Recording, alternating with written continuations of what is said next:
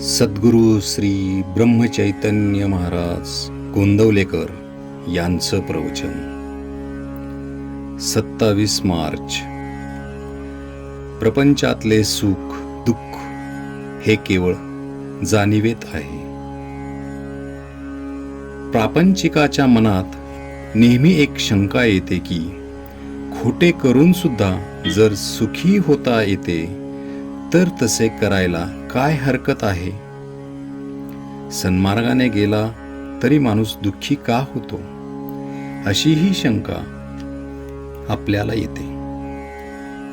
मी देवाला भिवून वागलो का, तर प्रपंच सुखाचा व्हावा म्हणून. देवाची एवढी खटपट करूनही जर सुखी होता येत नाही तर काय उपयोग. किती विचित्र आहे पहा. खेळातले घर बांधायला आपण गवंडी बोलवण्यासारखा हा प्रकार आहे. प्रपंचात दक्षता ठेवणे जरूर आहे. ते जर आपण केले नाही तर देवाने काय करावे. भगवंताचा साधन म्हणून आपण उपयोग करतो आणि शेवटी समाधानालाच दोष देतो, साध्य बाजूलाच राहते. भगवंत विषय देईल पण त्याबरोबर त्याचे दुःखही देईल.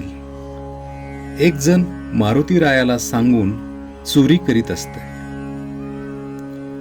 तो एकदा पकडला गेला आणि त्याला शिक्षाही झाली. तेव्हा तीही मारुतीच्या संमतीनेच झाली असे नाही का. मी कोण हे जोवर आपण ओळखत नाहीत तोवर वैभवाच्या शिखरावर जरी गेलो तरी आपल्याला समाधान मिळणार नाही.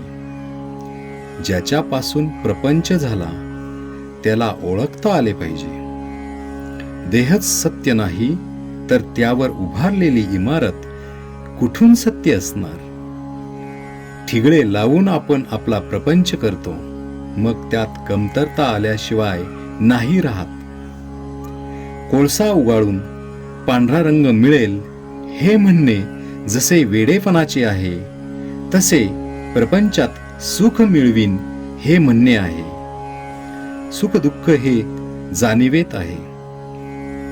आपल्याला मिळायचे तेवढेच मिळते, पण आपले हवे नको पण म्हणजे आपली वासना गेली की सुख दुःख राहत नाही. वासना मारायला भगवंताचे अधिष्ठान हाच एक उपाय आहे. वासना ही लाडावलेल्या कुत्र्याप्रमाणे आहे. तिला नुसते हड करून ती बाजूला जात नाही, पण तेही बरोबरच आहे, कारण आपणच तिला लाडावून ठेवले आहे. म्हणून भगवंताच्या पूजेच्या वेळी सुद्धा ती देवघरात येते.